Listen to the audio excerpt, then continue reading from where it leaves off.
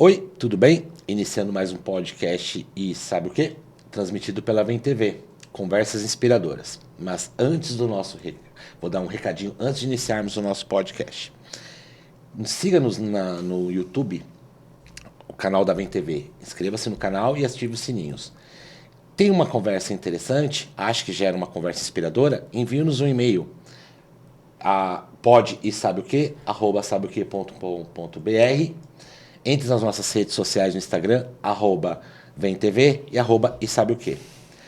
Hoje eu tenho um programa que me deixa muito feliz. Como professor de língua portuguesa, eu sou apaixonado pela leitura.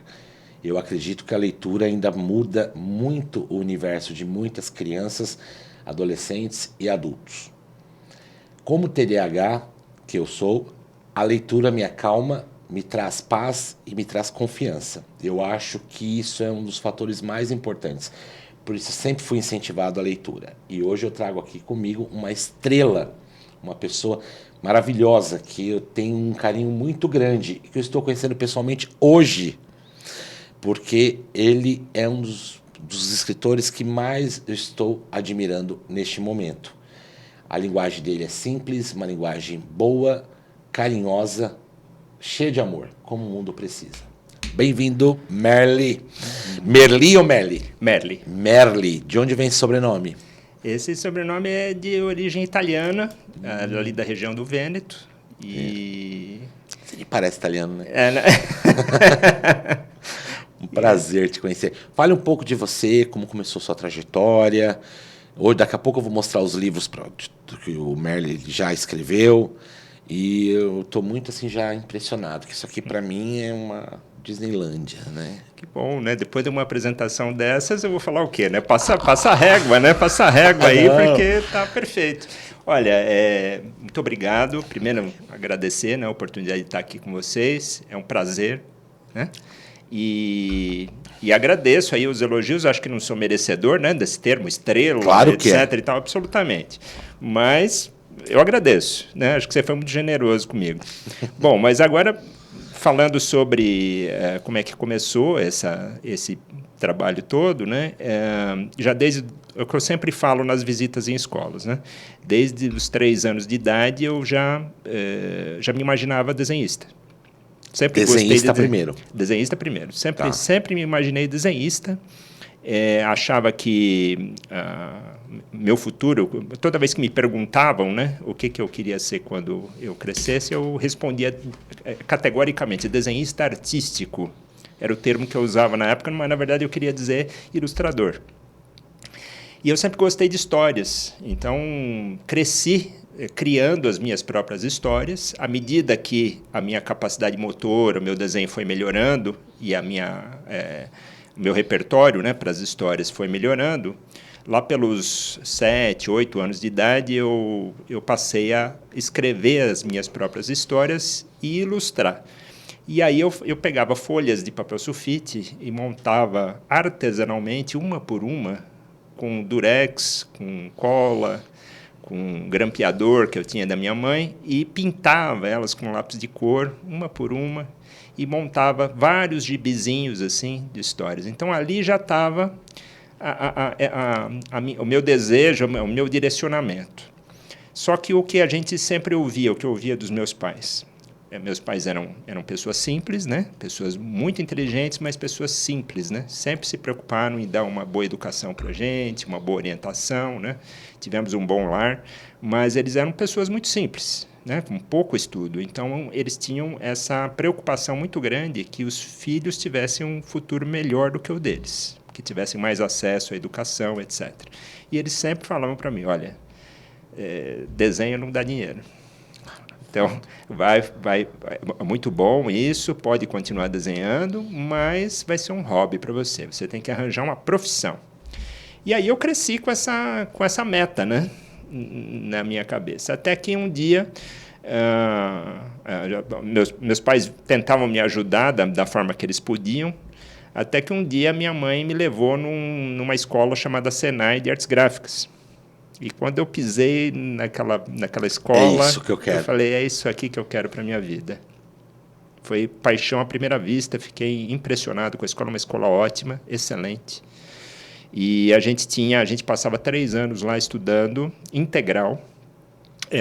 Na época eram as matérias curriculares normais do ensino médio, mais as técnicas, que eram voltadas para artes gráficas. Então, era uma época que eu tive a oportunidade de ter aula de história da arte, desenho aplicado às artes gráficas, tive a oportunidade de operar uma máquina offset. A gente tinha contato com outras máquinas também, né? Outras impressoras de rotogravura na época, né? Que eram ainda até hoje é muito usado, porém a flexografia cresceu muito. E aí fui para o mercado de trabalho, comecei a trabalhar em agências de propaganda, depois trabalhei em editoras e, por fim, eu decidi que eu ia começar a ser ilustrador mesmo, né? E aí vem toda uma história que eu primeiro descobri que eu era um ilustrador que fazia histórias. Depois, eu descobri que eu era um ilustrador que escrevia. E, mais recentemente, eu estou descobrindo, felizmente, que eu sou um escritor que desenha. Que legal. Você falou eu achei muito engraçado da maneira que você falou quando era criança, que eu vejo, principalmente a Ana Beatriz, minha filha, ela faz isso. Ela gosta de desenhar, o José também, mas gosta de desenhar. E ela gosta de fazer o caderninho, ela gosta de fazer tudo bonitinho. E isso, e olhando para você assim, eu fico inspirado, porque eu nunca tirei essa criatividade deles, nem vou tirar. Eu acho que é a coisa mais importante do mundo. Eu tiro um pouco a tecnologia deles justamente para poder... Perfeito. Para poder colocar... Existe um tema, a tecnologia é importante, mas eu acho que é aos poucos. Eles desenham, eles pintam. Agora eu vou te fazer uma pergunta, Merle. Você percebe, da época que eu era criança, acho que você não. Você tem quantos anos? 30 aí? Nossa, que generosidade. Você está sendo muito generoso comigo. Muito generoso. Não, eu tenho 45. Já passei dos 30 faz tempo. Eu também. Tenho 45. E eu lembro que era comum o incentivo à leitura.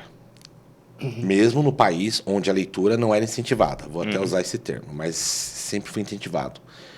E eu percebo hoje que as crianças perderam o hábito de ler.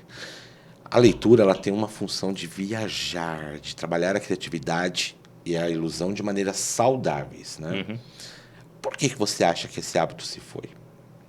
Ou não se foi? Na verdade, eu tenho dúvidas. Eu não sei se ele chegou a ir, porque historicamente é um país que não lê. O Brasil é um país que não lê. Agora, assim, de certa forma, eu entendo a sua colocação, porque na época que nós éramos crianças, eu acho que a gente tinha menos inputs no dia a dia. A gente tinha menos estímulos e menos opções. Então, quando a gente pegava um gibi, por exemplo, para ler, era uma coisa extraordinária, não era? Sim. O acesso era muito mais difícil. Então, talvez por esse viés é que muita gente pensa que antigamente as pessoas liam mais. Quando, na verdade, se você analisar historicamente o Brasil, era exatamente o contrário. Quem lia era uma elite muito, muito restrita, realmente muito restrita. Se você pensar que, na época dos meus pais, a maioria esmagadora da população era analfabeta, sim, por aí você já vê que não havia possibilidade nenhuma da pessoa ler qualquer coisa. Né? A minha avó era analfabeta, a minha avó, a mãe, por parte da família da minha mãe, era analfabeta. Por parte do meu pai, eles vieram da Itália, então já tiveram um outro tipo de, vamos dizer assim, de acesso, né? Por menor que fosse também, já tiveram um outro tipo de acesso, então já vieram alfabetizados para o Brasil. Mas, se a gente analisar historicamente, o Brasil vem melhorando muito, né, nesse aspecto, apesar que tem muito ainda a se fazer. Né?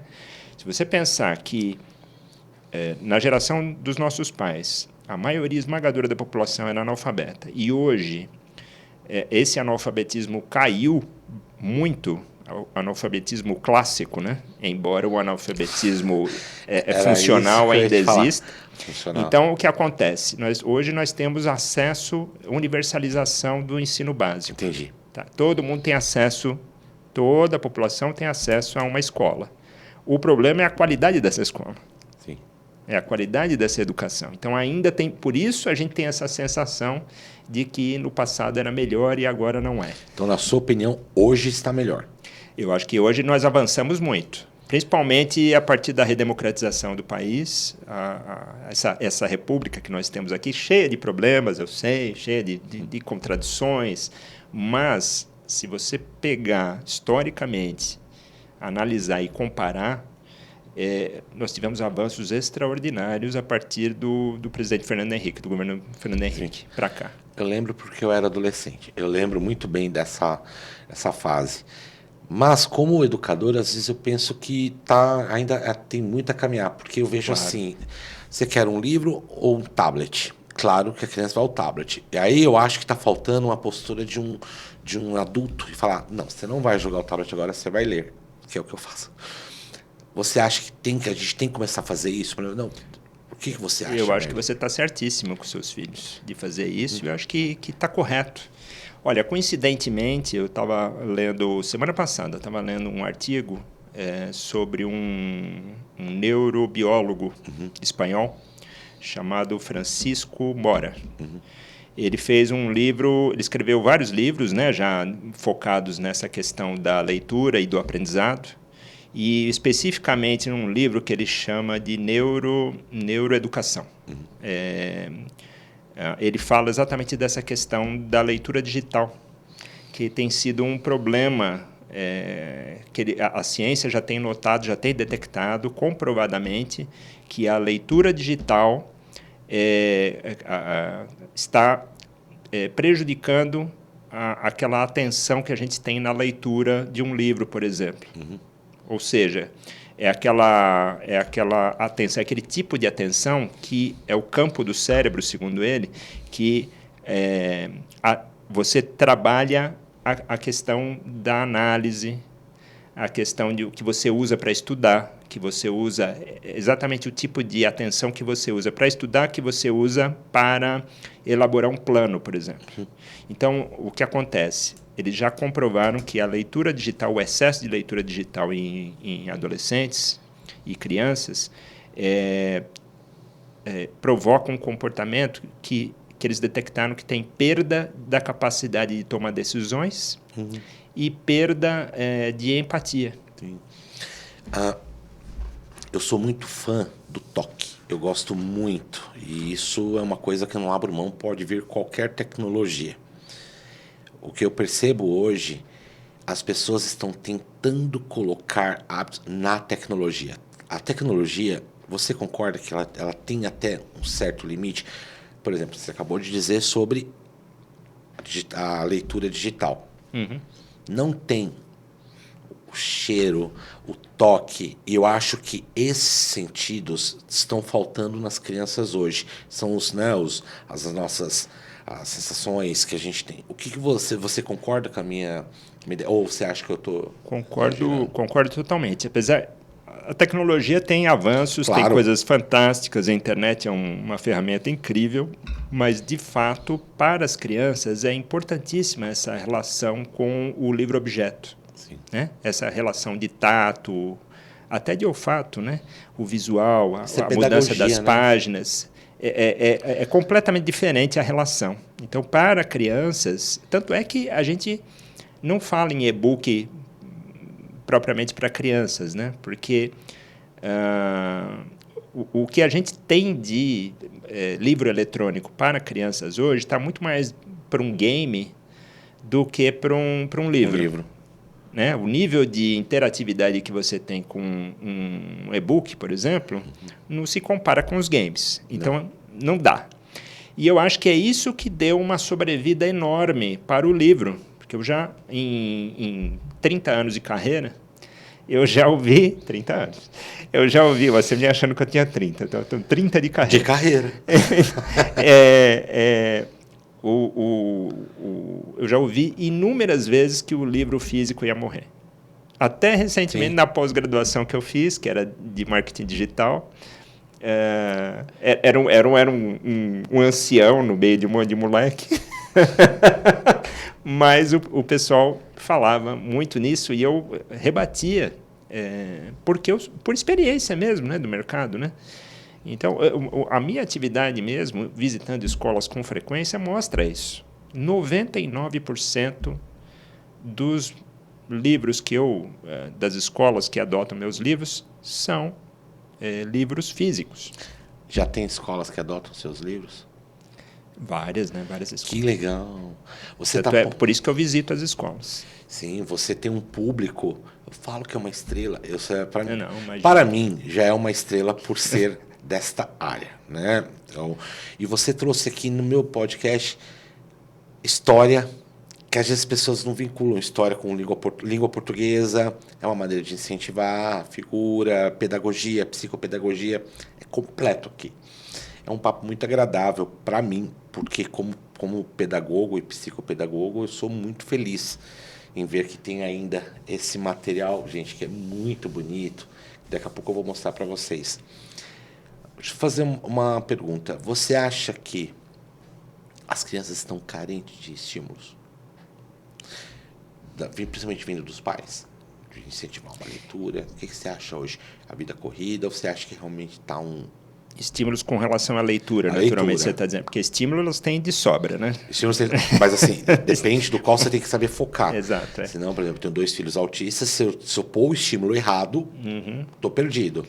Mas o estímulo à leitura. O que eu percebo no dia a dia é que aonde se vende livro hoje é na escola. Né? Na escola, para crianças. Estamos falando de literatura infantil. Quem realmente faz a família comprar livros é a escola. Então, a escola tem lá todos... Paradidático, né? Tem os de literatura também, porque, felizmente, as escolas têm essa percepção, né, de que é importante ter literatura, mas é claro que eles fazem uso didático da literatura em sala de aula. Agora, o grande barato da leitura qual é? É o prazer, né? É você ter uma relação de prazer com a leitura, porque já é ancestral. Sim. Nós estamos falando de histórias. História, nossa espécie cresceu, se desenvolveu, aprendeu, ensina através das histórias. Com toda certeza. Então, já é uma coisa natural para todo ser humano se envolver com histórias. Acontece que na escola eles têm até uma função que é legítima, que é de ensinar algo, né? Então, eles, além de estimular a criança a ter esse contato com o livro, a ter contato com a história, é claro que eles querem também a necessidade de ensinar algo mais, de trabalhar a linguagem, sempre no desenvolvimento da criança. Agora, com relação ao estímulo, fora da escola, é mais difícil, porque o brasileiro não tem o hábito de ler. E aí seria o estímulo nesse sentido, né? Eu acho que é importantíssimo, fundamental para o desenvolvimento das crianças, ler para seus filhos. Eu acredito que a gente está dando muito poder às crianças, coisas que elas não têm cognitivo para entender. Eu acho que elas precisam de ajuda. Por exemplo, eu tenho que chegar para meus filhos e falar, você vai ler esse livro agora. Pode ser, eu conheço crianças que já desde bebê já gostam de pegar um livro. E tem outras que se você estimular, ela vai. Eu acho que como pais hoje, eu pergunto para você que você deve lidar com pais também. E hoje o podcast está falando disso, educação e tudo mais. Eu percebo que assim, eu tenho que chegar, Maria, lê. Ah, não quero. Lê. Hoje, amanhã. Eu ponho sempre uns minutinhos. Aí quando eu vi, acabei o livro. Eu acho que falta esse empenho. Você falou da escola, perfeito, até porque está dentro da grade curricular, tem que ser cumprido e outras funções. E a escola, né? O ambiente das letras, né? Mas em casa eu acho que falta. Eu sinto que hoje, e você falou um assunto que é muito importante, nunca teve estímulo. O Brasil é um país realmente péssimo para a leitura, não é algo criado, só uma elite.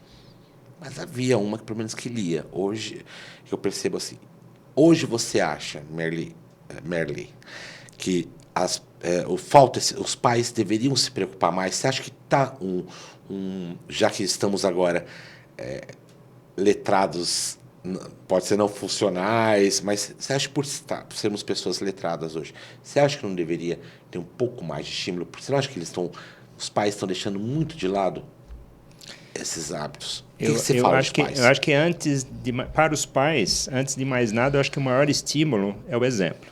Sim. Então, dificilmente uma criança vai se envolver com leitura naturalmente, espontaneamente, se ela não vê seus pais lendo, né?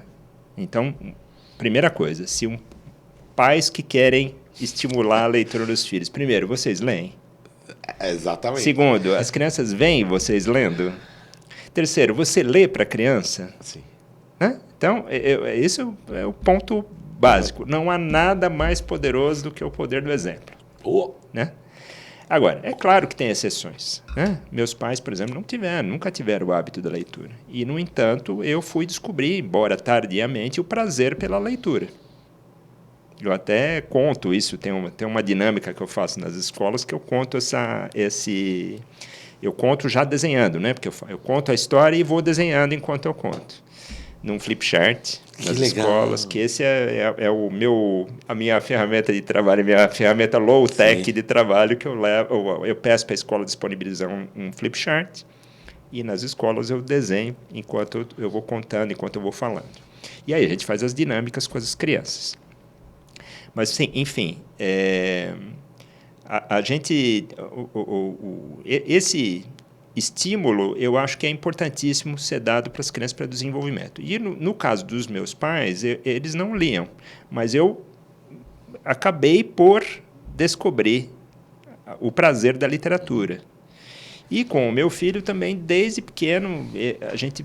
Mesmo ele não alfabetizado, a gente lia para ele todas as noites, e isso eu tenho convicção, tanto eu quanto a minha esposa, a gente lia para ele, eu tenho convicção que isso foi fundamental para ele se tornar um leitor ávido. Só para ler para os filhos à noite já é um estímulo?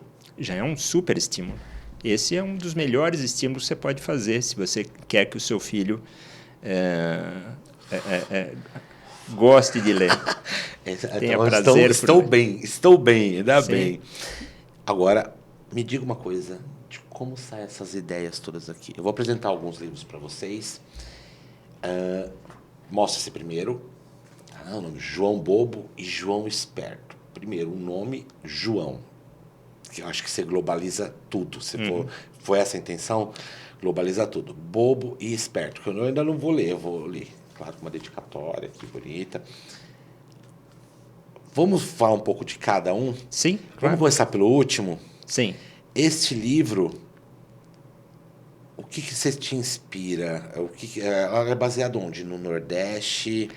João Bobo e João Esperto conta a história de um fazendeiro, um prefeito demagogo de uma cidadezinha chamada Vila Virgulina, que vendia água para os pobres, ganhava um bom dinheiro vendendo água para os pobres no período de seca.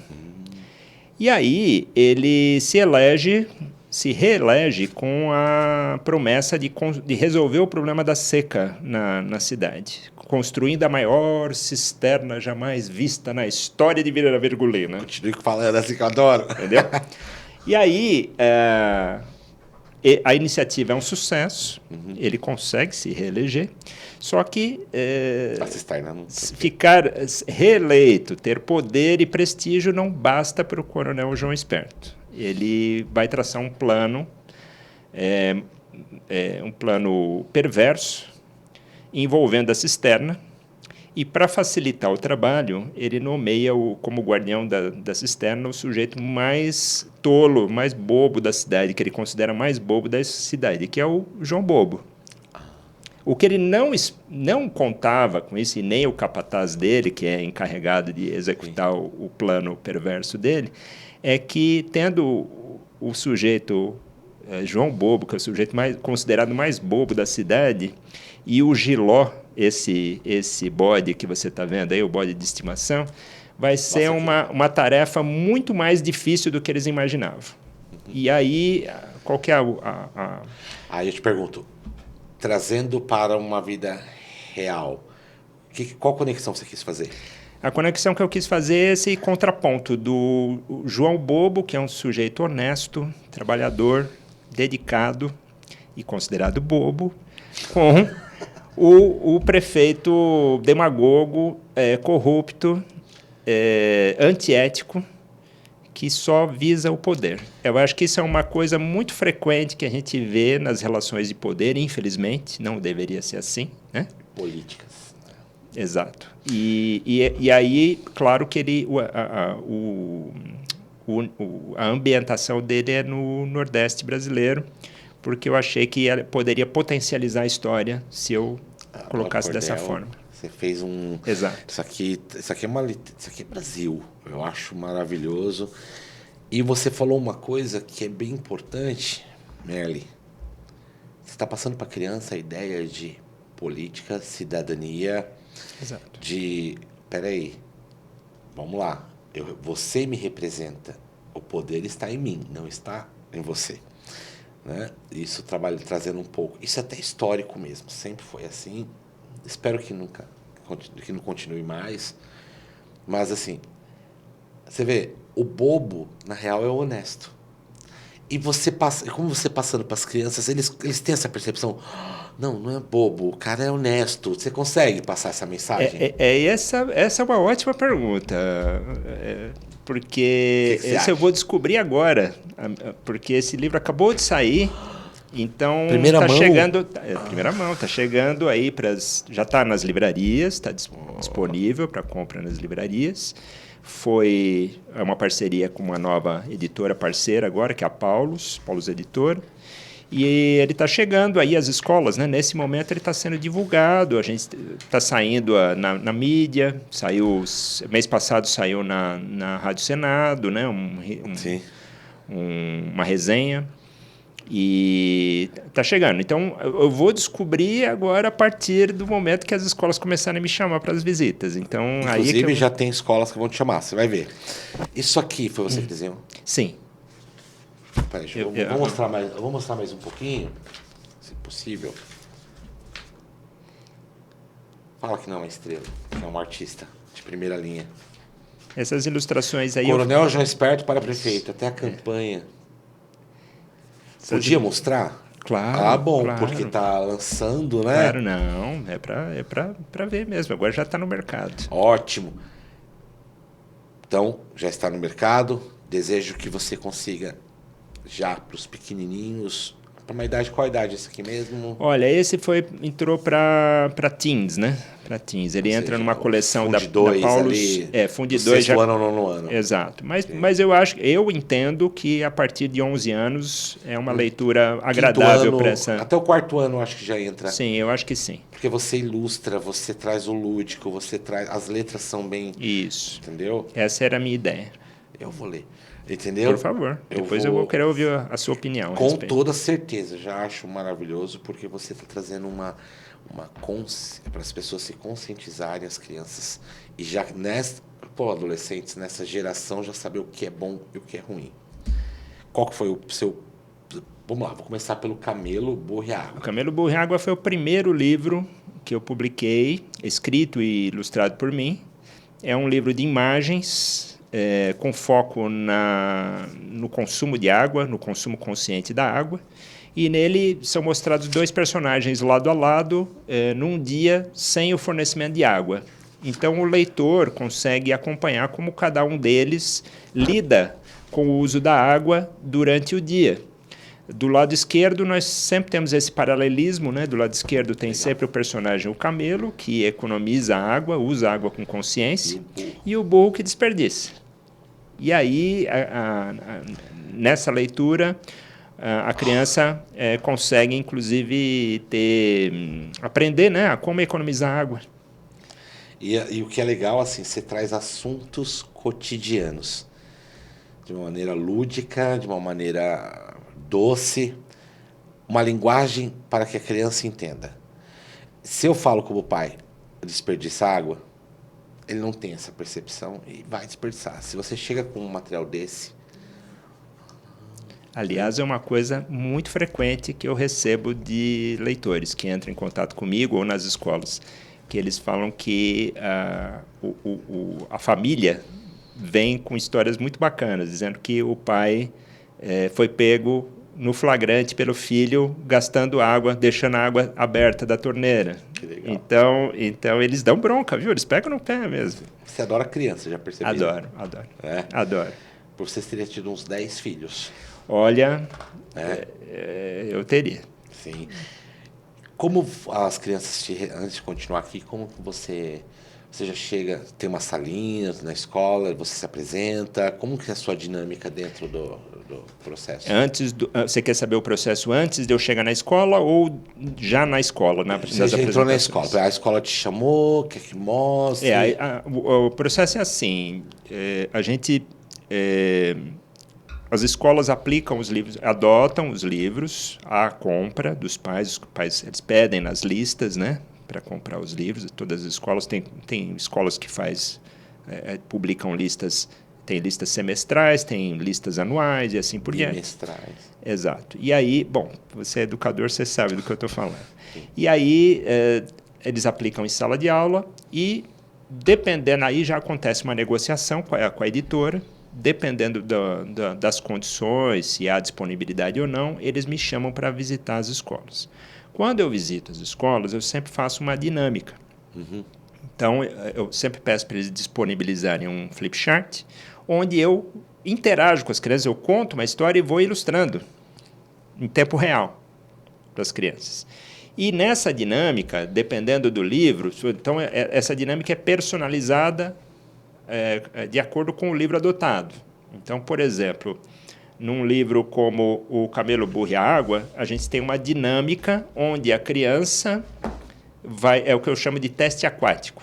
Então, eu desenho o personagem numa determinada situação de consumo de água e elas me dizem se ele está consumindo de maneira consciente ou não. E lê depois? Você faz a leitura com eles? Não, porque eles já fizeram a leitura, né? Então, aí no caso, a gente tem essa dinâmica e depois eu abro para perguntas, para responder. Aí vem. E aí vem. Tem 1001 perguntas. Eu vi que você fez uma homenagem aqui aos seus nonos.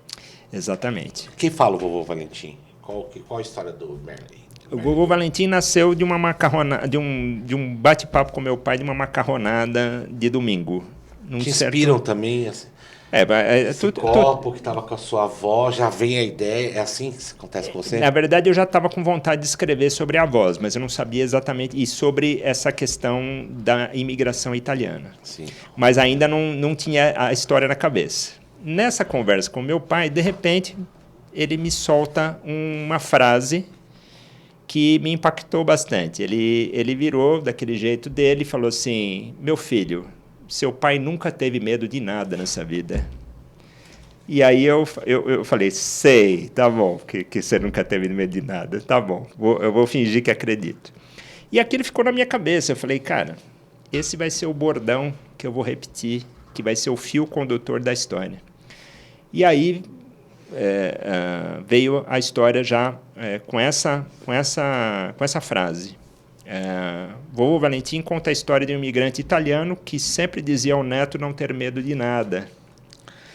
E aí, ouvindo essas histórias, o neto ouvindo essas histórias de coragem do avô, ele realmente acreditava que ele realmente não tivesse medo de nada, uma vez que ele foi para a Segunda Guerra Mundial, ele participou da Segunda Guerra Mundial e não teve medo, enfrentou situações extremamente perigosas. Quando a guerra acabou, ele foi obrigado a migrar para um país estranho, que ele nunca tinha ouvido falar e que ele sequer falava a língua, que era o Brasil. Mas ele não teve medo de nada. Só que um certo dia, ele passou realmente acreditando nisso, só que um certo dia uma coisa inusitada acontece e ele descobre que a história não era bem assim. Então tem esse fio condutor. Esse livro ele tem referências, ele é uma ficção, mas é baseada na história de 3 homens de muita coragem.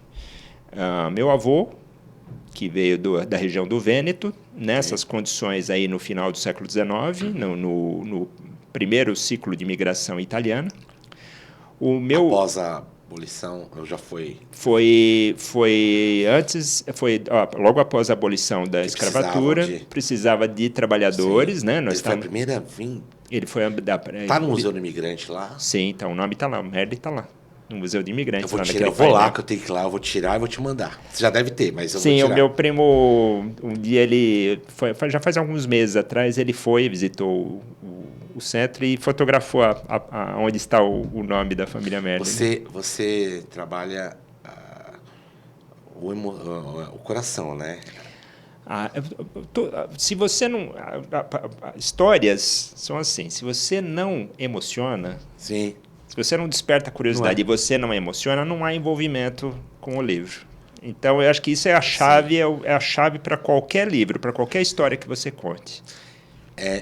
O seu nono foi o primeiro, esse foi o primeiro a chegar no Brasil no século XIX, já é seu bisavô.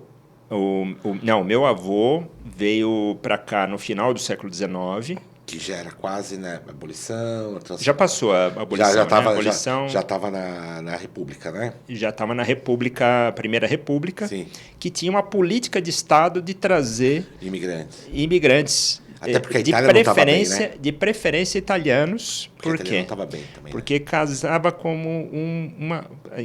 Casava como dava certinho para eles, porque atendia perfeitamente os interesses deles. Porque é uma coisa até triste de se dizer isso, sim, mas eles queriam embranquecer a população. Sim, havia uma política... Um dos motivos de trazer alemães e italianos era por causa disso.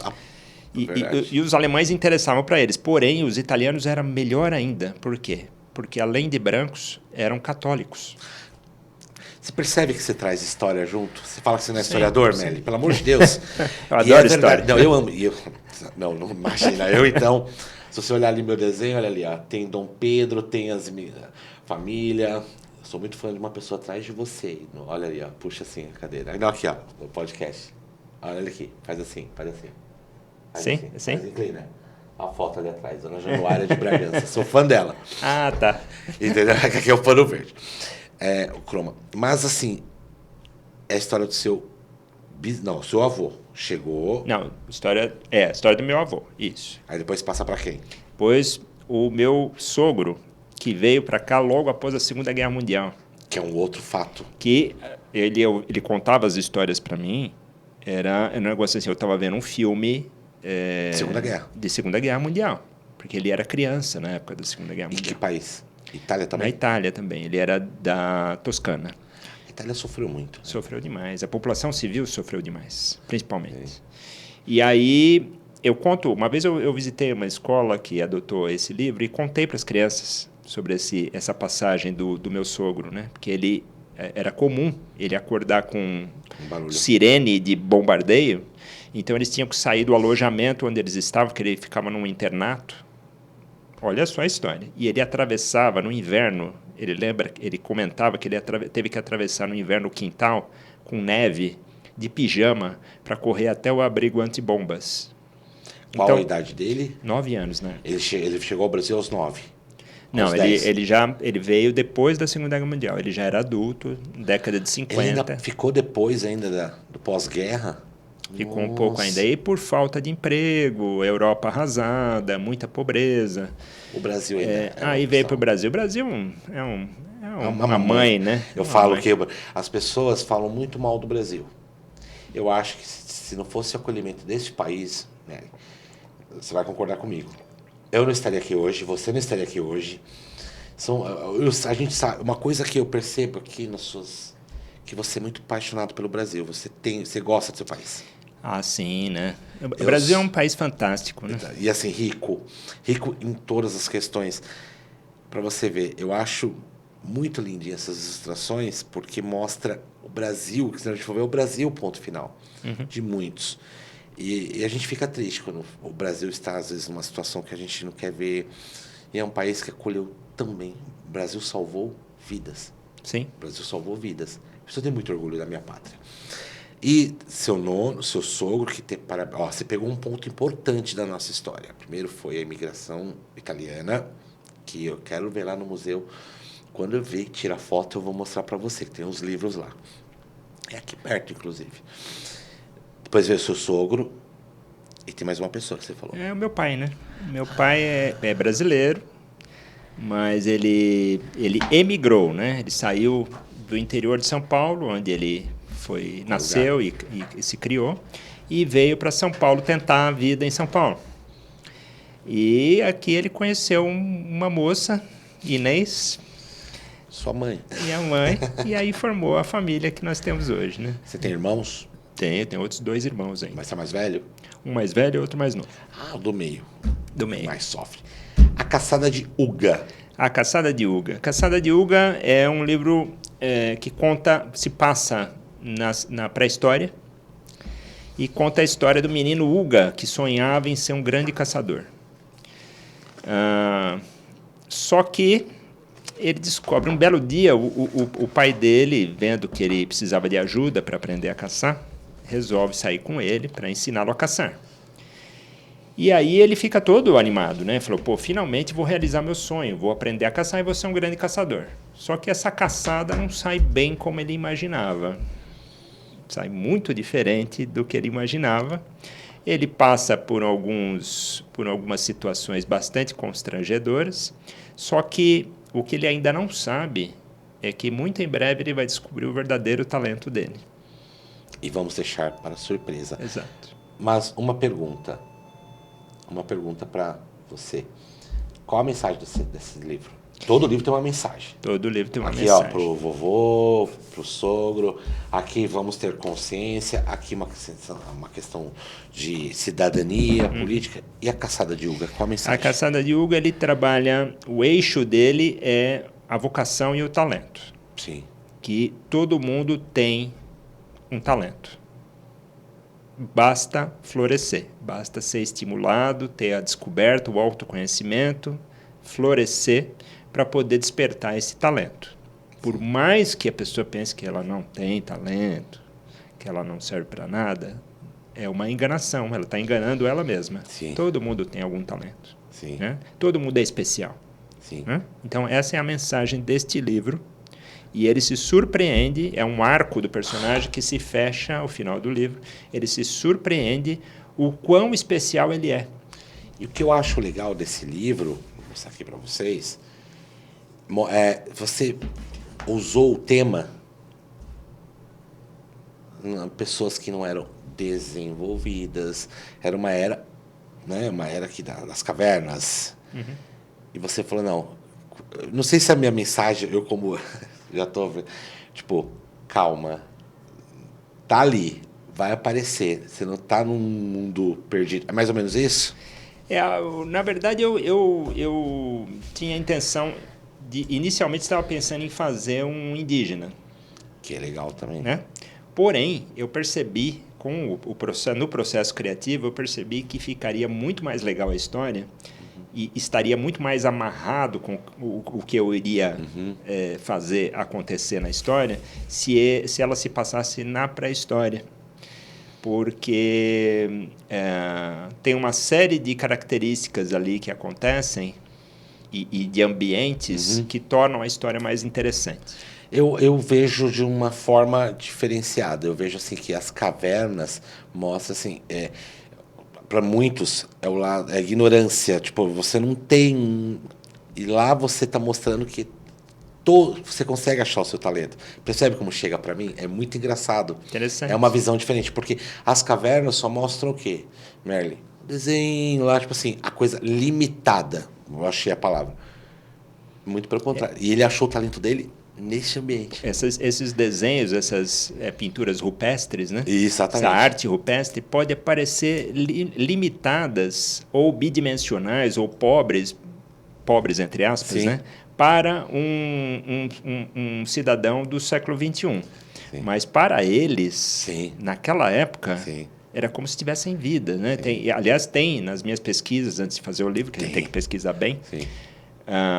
alguns cientistas acreditam que eles tinham uma relação, para eles, aqueles desenhos que eles faziam nas paredes das cavernas tinham vida própria. Sim. Era uma espécie de live action para eles. Sim, entendeu? mas você percebe que as pessoas elas olham com o olhar do século XXI. Não tem como. Então é um bando de pessoas ignorantes. Eu já vi outra situação. Né? Eu vejo uma situação de pessoas que queriam evoluir e, assim, chegaram a uma evolução. Então, você percebe que interessante que é? E essa evolução acontece a partir das histórias. Exatamente. Eu vou falar desses dois, mas eu quero fazer uma pergunta que todo mundo deve perguntar para você, tá? Mas eu gostei muito desse aqui. Eu acho que isso aqui desperta na gente, assim... vai aparecer. Calma. Porque a gente tem essa pressa, né? É verdade. O dom. É. E o dom, ele às vezes demora. Mas também quando vem... E Segura. tem gente que às vezes fica uma vida inteira sem ver. Pois é. Mas é uma muito questão triste. de descoberta. Tem que ir atrás. Sim. O pomar das maçãs douradas. Ó, gente, que bonito. Quero até mostrar umas figuras aqui dentro. Olha, não. Que riqueza. As cores, as mãos, as tonalidades. Poderia me explicar um pouco sobre esse livro, Merlin? Claro. O Pomar das Maçãs Douradas fala sobre... Ele começa com um nó narrativo logo no início da história. Ele conta a história de um menino chamado Lucas, que mora com o avô e a mãe num sítio. E, num belo dia de manhã, ele levanta, vai até o pomar das maçãs e lá ele faz uma descoberta incrível. Uma maçã dourada cresceu no pomar do sítio onde ele mora. Ele colhe o fruto, leva para o avô para contar a grande notícia. E o avô muda completamente de expressão a hora que ele vê o fruto dourado e pede para o neto guardar segredo, não contar jamais que lá tem um fruto dourado. E aí, claro que o neto fica curioso, mas por que você está me pedindo isso? Ele falou, porque as pessoas vão fazer de tudo para ter vão fazer qualquer coisa para ter esse fruto dourado, para roubar esse fruto dourado de você. Então, você não conte para ninguém. E aí, ele fica curioso, começa a instigar o avô, até que o avô conta que quando ele era criança, ele também teve um fruto dourado, e esse fruto dourado provocou uma grande celeuma na cidade onde eles moravam. Estou entendendo aqui, né? Já está vindo. Qual a ideia? Então, esse livro ele fala sobre febre de consumo e até que ponto as pessoas podem chegar motivadas por ele.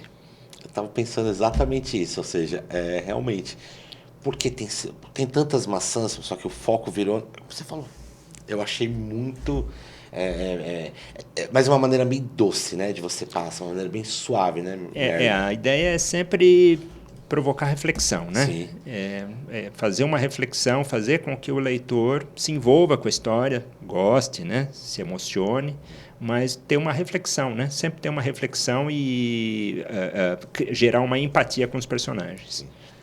Olha que título fantástico, né? Domingo em Marte. Mostra aí, Giovanni. Domingo em Marte. Por que Domingo em Marte? Vamos lá. Domingo em Marte conta a história de um menino que num dia chuvoso, não tendo com quem brincar, ele resolve convidar os seus melhores amigos para viajar até o o planeta Marte, porque ele descobriu no guia intergaláctico que ele tem lá, ele descobriu que naquele dia está um tempo bom em Marte. Só que essa viagem que ele vai fazer é uma viagem na imaginação dele. Então, uma caixa de objetos do cotidiano vão se transformar na imaginação dele no que ele quiser. Então, por exemplo, uma caixa de papelão vai ser a poderosa nave espacial que ele vai viajar. Os amigos dele, que na verdade ele está sozinho, mas os amigos dele vão ser o Boris, o robô, que na verdade é um aspirador de pó, e o Ted, que é o ursinho de estimação, que na imaginação dele é um urso de verdade. Juntos, eles vão viver uma grande aventura no planeta Marte e vão se divertir pra caramba. Só que o que eles não sabem ainda é que o planeta também pode reservar perigos que eles jamais imaginaram. Qual a mensagem desse livro?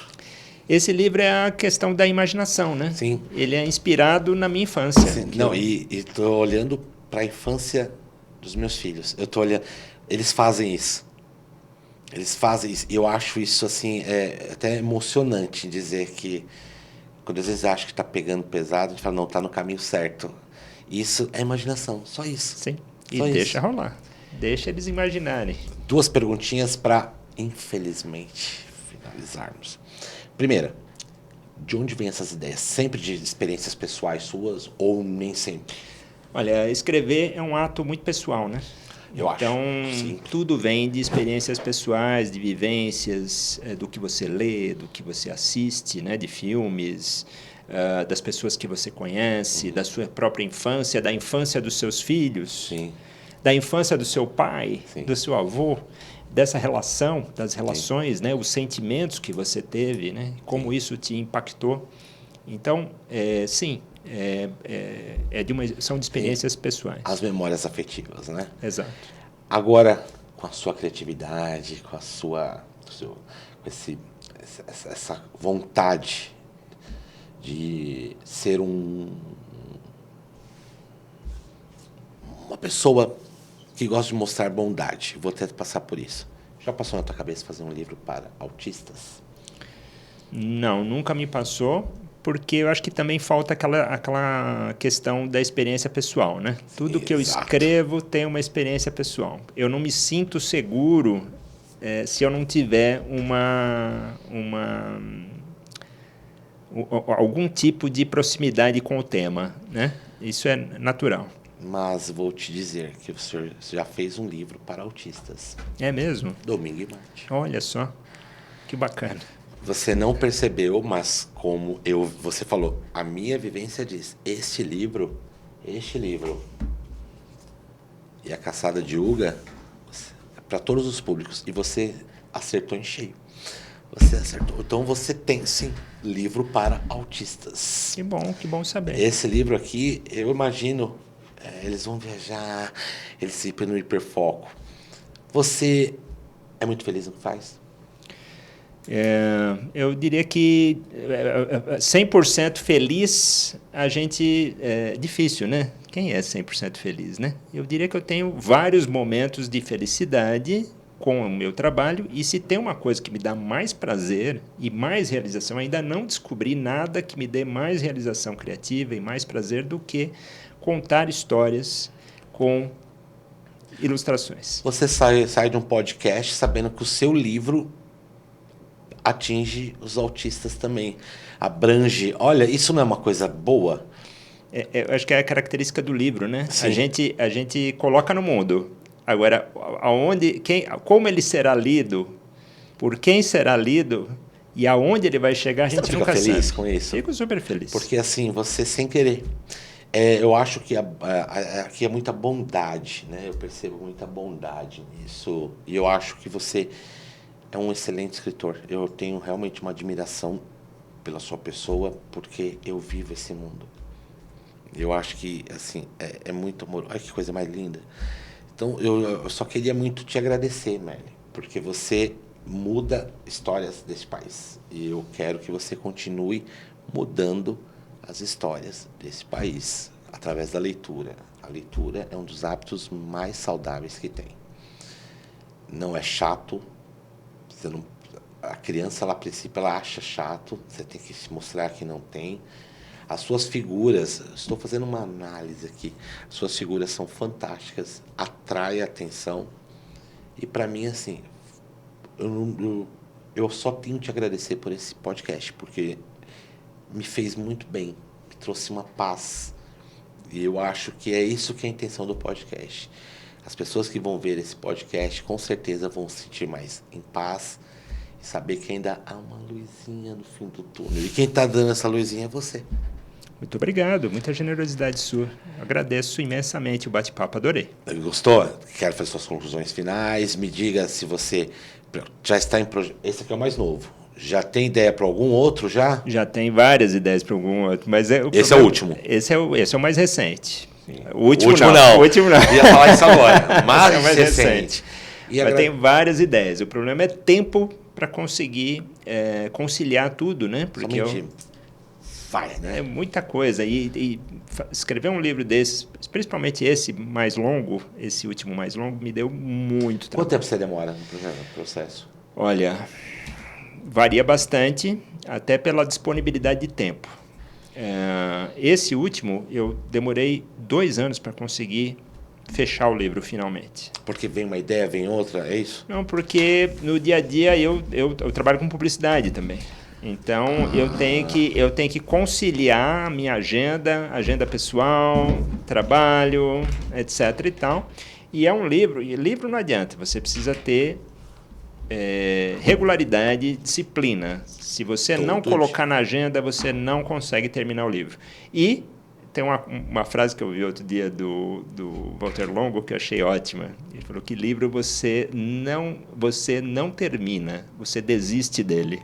Eu acho que é bem isso mesmo, porque chega uma hora que você fala assim, não, chega, agora vai ser a 4ª e última revisão leitura crítica que vocês vão fazer. Chega. E pronto. Queria te agradecer. Tá bom?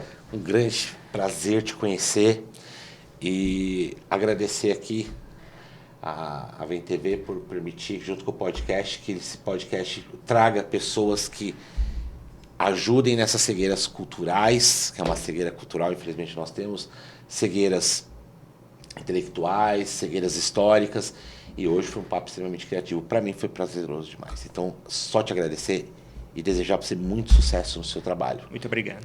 Agradeço. Tchau!